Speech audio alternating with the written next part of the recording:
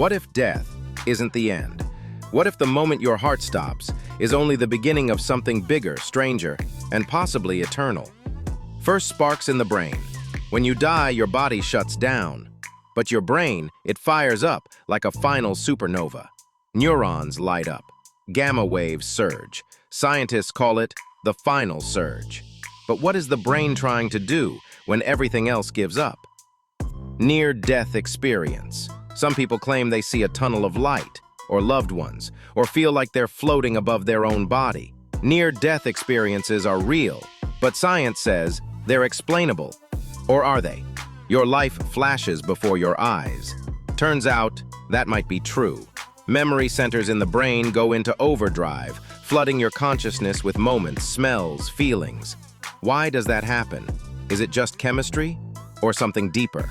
The brain's last fight. Even after the heart stops, your brain may remain active for up to 10 minutes.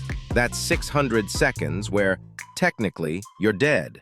But your brain still dreams, thinks, maybe sees. Consciousness, hardware or mystery?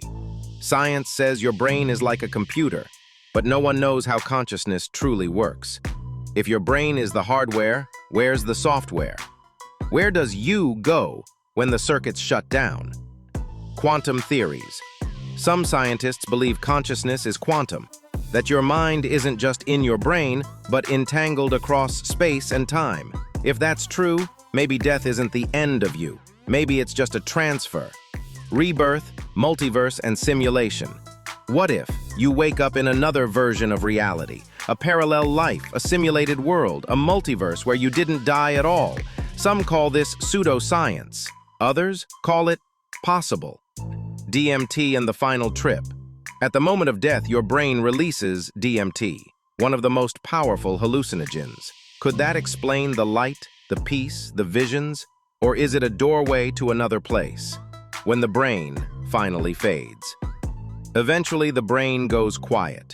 Everything goes dark. But what if consciousness doesn't stop? What if we're just tuning out of this station and into another? The science of eternal mind. Some believe the brain is just an antenna, picking up a deeper field of consciousness.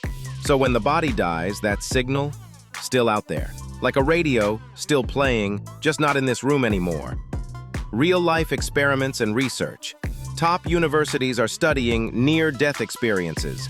Some patients recall real events from the operating room, even when clinically dead. How? No one knows. But it's forcing scientists to rethink what death means. Death as a portal. What if death is a doorway, not an end, not a punishment, just a transition from one layer of existence to something higher, or maybe just different? Final question. We fear death. We avoid thinking about it. But maybe, if we understood it, we wouldn't fear it. What if death isn't what we thought it was? No one really knows what happens when we die. But one day we'll all find out. And maybe then, we'll realize it was never the end, just the beginning of something we never imagined.